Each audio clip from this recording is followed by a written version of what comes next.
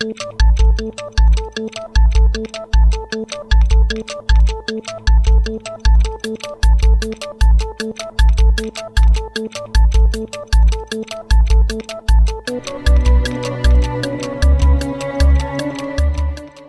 Kate, thank you for being here. Thank you. Let's get going. All right, let's start with number 10. After the tragedy in Texas, Democrats call for gun control, but President Trump responds this way. Are you considering any kind of gun control policy going forward? When you look at the city with the strongest gun laws in our nation is Chicago. Mm-hmm. And Chicago is a disaster. It's a total disaster. Just remember, if this man didn't have a gun or a rifle, you'd be talking about a much worse situation in the great state of Texas. Thank you. So not surprising that you have politicians already making this a political issue, but Jared, the president doesn't seem to have much use for that. No, for sure not. And it's interesting, like with all these cases that involve guns, there's the media's calls that we need to do something, we need to change some law, we need to fix some loophole, which that was a big thing that people talked about. But the case in this particular shooting, this is an individual who shouldn't have been able to obtain firearms by the laws themselves. He had actually passed through a background check that he shouldn't have. Unfortunately, years ago, he was guilty of assault on his wife and little baby. He shouldn't have been able to obtain these firearms, but unfortunately the Air Force never filed the paperwork and he was able to get them. So, you know, these kind of calls right now, oh, we need to change the law, we need to fix something. Well, this is a case that the laws were on the books, they just didn't work. And, you know, a lot of Americans don't buy that we need to go now start to add on extra layers of laws that frankly just haven't proven to work. Yeah, and Kate, I mean, many of the people you've seen interviewed after, even people in this community, don't seem to be buying into that argument. No, and I really truly believe it was an enforcement issue. It wasn't that we need more laws and we need all this stuff. No, I mean, we need to enforce the laws that are already in place. Well, it's going to be an issue that I know is going to continue to bubble up, but indeed, it continue to bubble up in the media. So we want to show you a clip now from a New York Times writer who says that Americans, well, frankly, they don't use guns to protect themselves. A lot of Americans who voted for me in the past, a lot of Americans that you know, who see the Second Amendment and their ability to buy whatever guns they want is deeply symbolic and deeply important as a check against government overreach. Yeah, Why is that? I understand that. And I think there's a romantic notion that somehow if Leviathan comes to take everything you have, you're still going to have a gun with which to protect yourself. I'd like conservatives to point to a single instance. What is it, the Whiskey Rebellion? Was it the Brinks robbery, other acts of political violence in the United States where conservatives were saying they use their guns to protect their liberties? You won't find a single instance of that. This is... Okay, so let's talk some facts here. I think Brett Stevens here, who is right on some things, but just lost it on this one. Kate, is it in any way accurate that Americans don't use guns to protect themselves? No, and this is the full reason why we even have the Second Amendment, is to be able to carry guns and to be able to do that with enforced laws. But, I mean, it's just insane to me that people would think, or this man would think, that no one has ever protected themselves with a gun. So that's exactly what they did when with this shooting in Texas.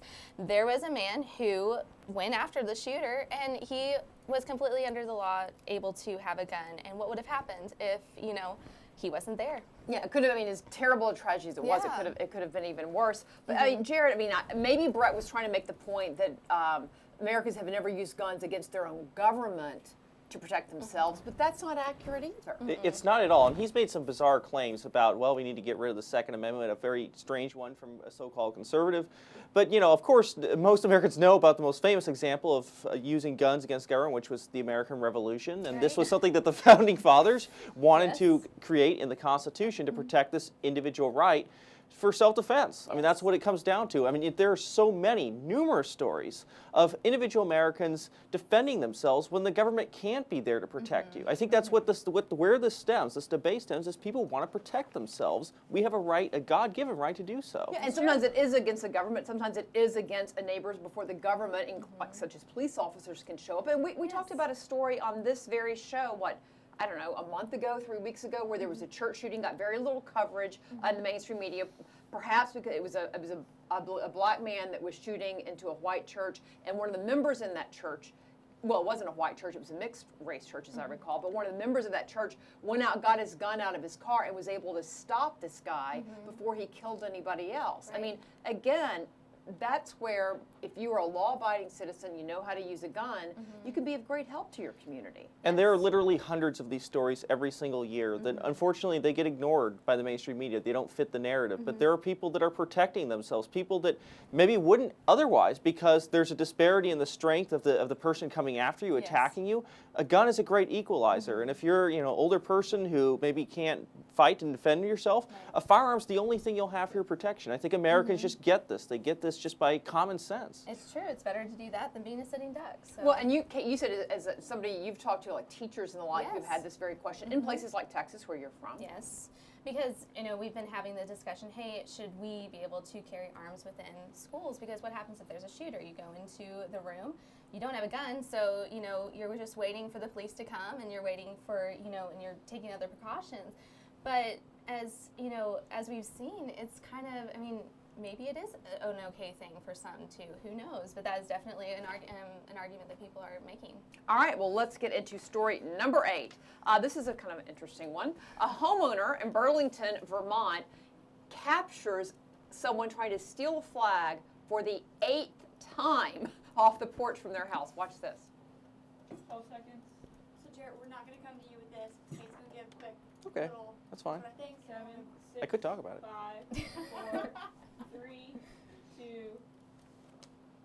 Okay, so this guy just doesn't let go. So He's crazy. They've caught him now. This is the 8th time this has happened. Now, do Yes. we know that this guy's been the one who's done it every single time? So we don't know, because this is the first time that we've had footage of him. He's definitely called the Stars and Stripes swiper. So who knows? He's not even sneaky at this point. So maybe he has done it multiple times. Who knows? Yeah, but we were talking about this earlier. It doesn't even look like he's trying to hide. It's like he just kind of goes up, takes it, goes down. Yes. So who knows?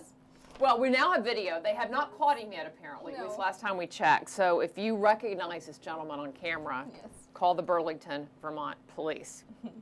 All right, from flag stealing to country music awards, here's what happened last night at the CMA Awards, and they've gone a little bit political. Take a look. Right now, he's probably in his PJs, watching cable news, reaching for his cell phone. Really? And it's fun to watch, yeah, that's for sure, till little Rocket Man starts a nuclear war, and then maybe next time he'll think before he tweets. Okay, so the clip that we showed there, Kate, is them making fun of President Trump. But they did make fun of some other people, too. Yes. And so they did a wide variety of people. They did more politicians, including Hillary Clinton. And, I mean, some people are saying it's equal. Some people are saying that it's, a little bit more on the Trump side. But I think, for me personally, I think it was a little bit of a tasteful way of doing it. Would I have liked to have not as much political views thrown into my watching of this CMA, which I absolutely adore country music, then maybe I would have probably not liked that as much. But, I mean, to me, it really wasn't as big of, a deal towards Trump than other things have been. So. Were you watching last night? I didn't see this, but I did this hear week? apparently that before this they actually sent out a memo saying, hey, cut out the politics stuff, don't do Yeah. this. They got some backlash over this actually. And they said, well, we're going to let some of it happen. And I have to say, I mean, I saw some of the clips, and it wasn't as bad as what we've seen in other events where it's beating you over the head. So it was a little more tasteful than others. Nevertheless, I think in general with these things, people don't like to see the mixing of their popular culture and politics. We get enough of that every day. We don't really need it in our popular culture, but it's going to happen, unfortunately, and that's something we have to get used to, I guess. You know what's weird? It's like back in the day, and I'm sure many of you out there remember like Johnny Carson. I mean, he used to make fun of people every night, right? I mean, it didn't matter who was in office. They got a nice little skewering, but there was something about it somehow that just wasn't as personal, and you didn't get the feeling that it was a personal agenda item for him.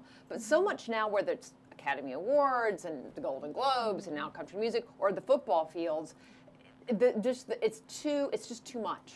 It's too much. It feels like they're Yes. throwing sharp elbows. Yeah. Whereas in Yes. the past, it seemed more tasteless. We're making fun of everybody, people in power. Yeah. Now it seems like it's laced with something deeper anger, which you hear in so much of this, which I think that is the thing that's most off-putting. I mean, look, we make fun of politicians. He and wasn't that's a great- lecturing. The problem, and last Right. night they weren't lecturing per se, but some of these shows, they're lecturing us about their political agenda, and why we're wrong and why they're right, and so on. All right, let's go to, speaking of another media outlet, GQ, Gentleman's Quarterly Magazine, has also weighed into the political arena this week because they're making light of the attack against Rand Paul, Senator Rand Paul. Now, Kate, this is one of those where Senator Rand Paul, as many of you have heard, was attacked by his neighbor. Yes. We understood he either had 5 or 6 ribs cracked. We're not quite sure. Terrible. What do you make of this whole ruckus? So there had to be something behind this whole actually attacking him for his lawn and the way that his landscape has been. So I think that it was completely taking something into your hands that was not supposed to be there. And I'm sure Rand Paul might have possibly gotten some homeowners association, things saying, hey, can you please do my lawn? But for the neighbor to attack him, I just think that there has to be something behind that. That's just too much. It's more than just say, I didn't like your lawn. But Yes. GQ's making fun of this, basically called the senator, said he's basically a jerk. So Yeah, and how does that excuse somebody going out and tackling somebody from behind like this? I mean, look, there may be more to this story than meets the eye. I mean, it's very odd that somebody would, a guy who's a doctor, an anesthesiologist, a pain specialist, would actually go out and attack his neighbor, who is obviously a known senator. I think he'd been his neighbor for 17 years before this in Bowling Green, Kentucky. So it is a very strange story, but it didn't get a lot of coverage initially and was seen as kind of like, oh, this is a minor incident. But if he has 6 broken ribs and he has fluid around his lungs, that's no small deal. That's pretty serious tackle. Yes. neighbors beware. You never know what's going on when you're mowing your yard. Well, we wish Senator Rand Paul recovery, that is for sure. Yes. All right, let's go into another story. This is dealing with another actress.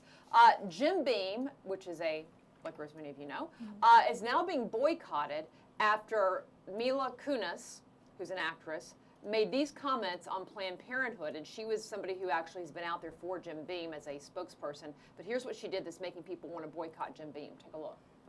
It's not so much a prank as much as I disagreed with some of the stuff that Pence was doing and was trying to do.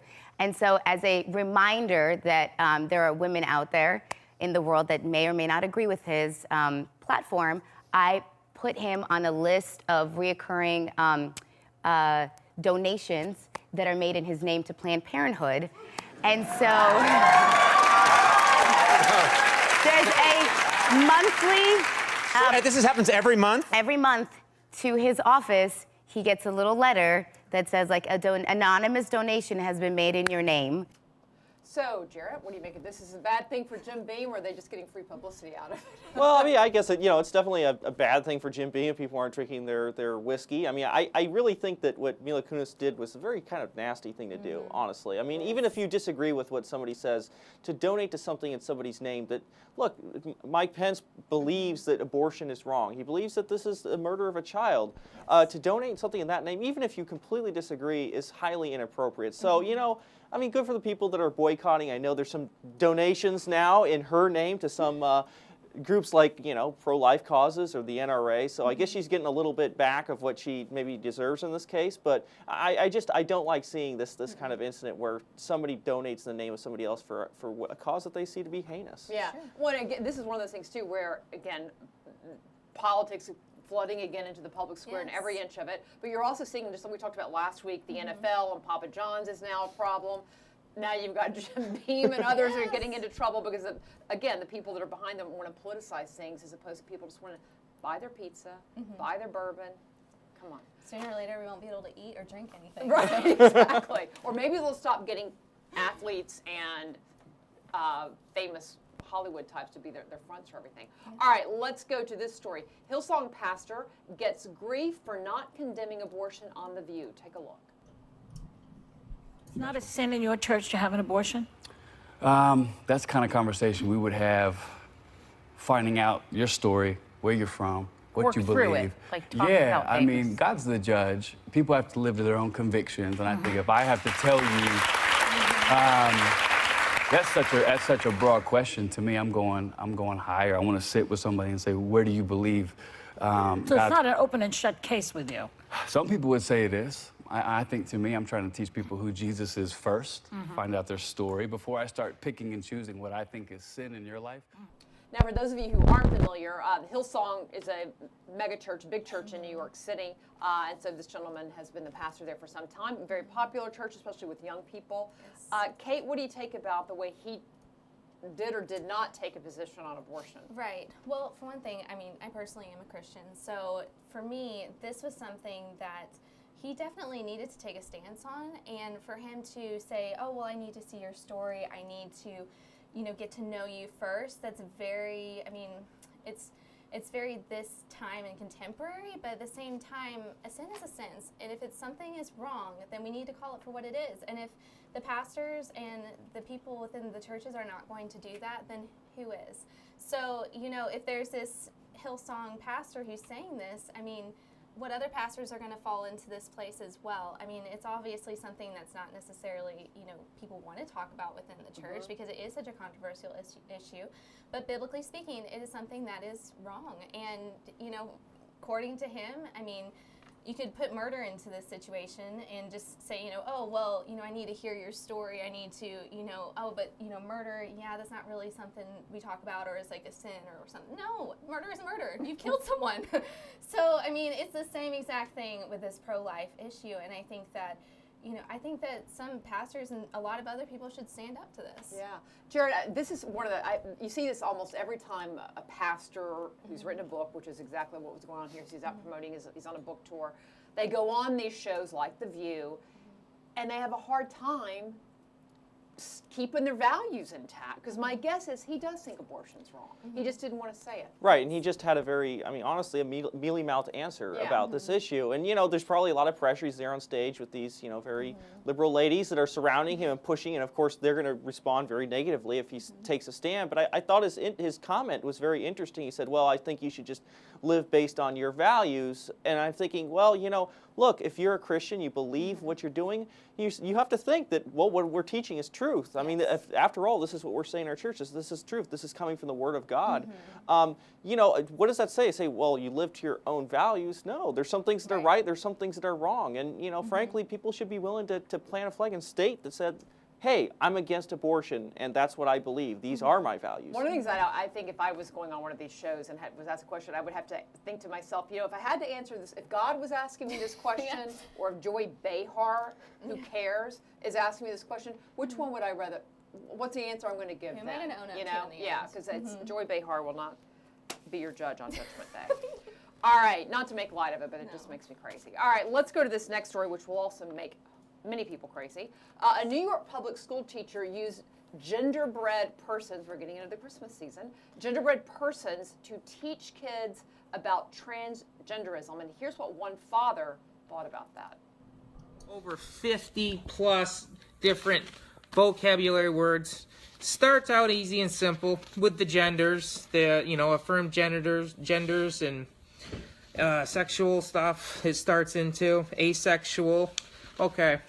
Then we goes into, going into the bottom now. Bottom. So let's check it out. A person who is said to take more submissive role during sexual interactions, sometimes referred to as passive in Latin American cultures, also known as a catcher. So this is something my 11-year-old definitely does not need to know in health class in 7th grade, nor should your daughter or anybody else. So if you get a chance, I would encourage you to watch the full clip of this father, because he just gets more worked up the more he goes on, because the more he reads about what the school's teaching is, in this case, 11-year-old son. So Jarrett, what did you make of this story? Yeah, part of the problem was it was so explicit what was going on in this class. These are 11, 12-year-olds. They're taught about things that are really, unmentionable on TV. I think that's the issue with a lot of this transgender debate, is that we're forcing children, basically, or middle schoolers in this case, to deal with these issues that are, maybe beyond their comprehension. We've had this issue where in Minnesota they had transgender guidelines for kindergartners and things like this. And I think when parents hear about this, they get a little horrified by what's being taught in our schools. Frankly, and obviously in this case, parents did respond. When they learned that something was happening, they went and complained about it. And unfortunately, these things are removed. But these kind of silly things go on in our schools all the time. under parents' noses. So, I mean, I think that's why, look, there's a lot more calls now for things like school choice and efforts like that so that you can take your kids out of these kind of schools. But, you know, it's a very disturbing thing to think that, well, my kid could be in a school that's teaching them this and I may not even know about it. And keep in mind, I mean, Kate, you watched the full clip, I think, as well, but this guy, he says, it's not that I'm against sex education at all, but he's like, what you're teaching, age appropriate. What they were teaching was not appropriate at any level in a school because they're teaching values along with basic biology. And, you know, for me, it's kind of hard because I used to be a teacher. So that was my background. I have a bachelor's degree in elementary education. And for me, I mean, when I was going through school, it was also kind of, you know, you could actually be, you know, called into court or something if, you know, you weren't, you know, doing the right pronouns or really being inclusive. And so as far as that's concerned, I mean, I'm not saying that there shouldn't be, you know, a class or something that goes to this degree, but it is kind of a bad situation for teachers to be put into a situation where they feel as though they have to teach these things, and when it is such, you know, an inclusive thing, and in the public school arena at least. Yeah. Well, what's amazing is I think that many of the materials in this were provided by Planned Parenthood, I think. So can you imagine if, you know, they were using materials from the Heritage Foundation, Scary, or something like that, you would have liberals just, you know, lighting themselves on fire in the streets. All right, so speaking of liberals lighting themselves on fire, let's go out to California, shall we? Where the NAACP is saying now they want Congress to get rid of the racist, they believe, Star-Spangled Banner. Take a look. Oh, actually, no, you won't take a look because we don't have a clip for this one. Jarrett, so we're going to toss it to you to explain what part of the Star-Spangled Banner is racist. So they claim that the third stanza, which is not actually said in the song, mentions this part. Of course, this thing was written to the War of 1812 by Francis Scott Key, very famously, defense of Maryland Harbor. It mentions the word slaves in defeating slaves, but it's not very... All right, here's something that's not ridiculous, it's awesome. It is Veterans Day. This weekend's being observed, and we want to wish, first of all, everyone out there who has served a very happy Veterans Day. And before we talk about the history of that, though, we want to show you a clip from Jerry Yellen. Now, Jerry Yellen is a 93-year-old man who fought in World War II. He was actually the last fighter pilot because he was on the mission that was sent out. While his mission was out, the war with Japan ended. Unfortunately, they didn't get the word that the war had ended. And so even on this very last flight, the war is over. We lost some American soldiers, including some of his wingman. But here's Jerry Yellen talking about some of his time in the service. He's a great guy. Take a look. On December 7th, I made up my mind I was going to fly fighter planes against the Japanese. I was 17 years old. And I was on Iwo Jima, 8 square miles of land, 8 square miles, 67,000 Marines fighting against 23,000 Japanese, 90,000 soldiers. And when I landed with my cockpit open, I smelled the smell of death, and it never went away from me. There were 21,000 bodies rotting in the sun, Japanese, and nearly 7,000 Marines. I flew with 16 guys who didn't come back in my squadron. 5 guys were killed in training accidents in Hawaii, and 11 guys were killed in combat. 3 of my wingmen were killed. 3 of my wingmen. So if you want to know more about his story, he has a new book out. It's called The Last Fighter Pilot, and it's a book by Regnery Publishing, but you can go to Regnery, you can go to Amazon.com. We had the chance to meet him earlier. He's a great man and really interesting story. So this is something we're celebrating over the weekend. And Jarrett, what is your take on Veterans Day? I mean, we're losing so many World War II veterans, but it's obviously veterans of all wars, but it becomes more special, I feel like, as we lose so many more of this generation, too.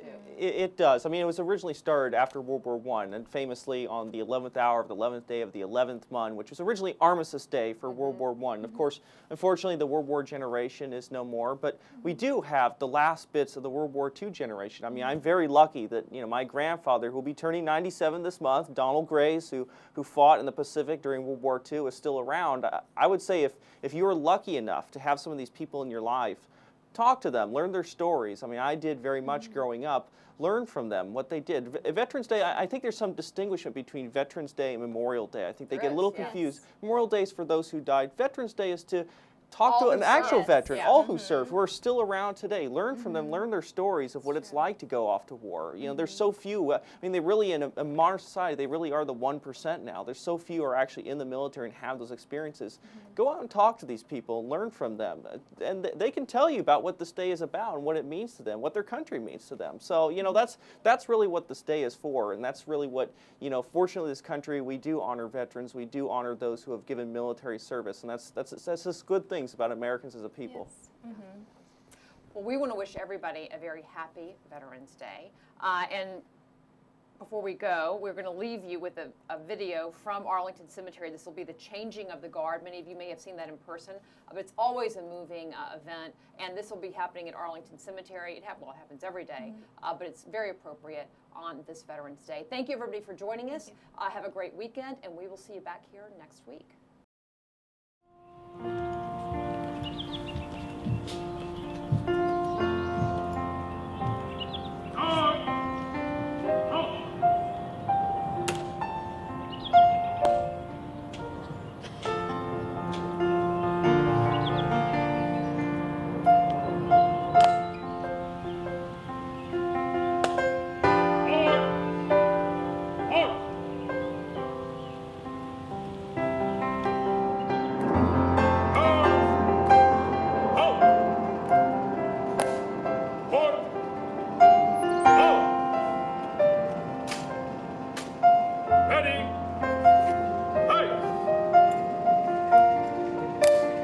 Precinct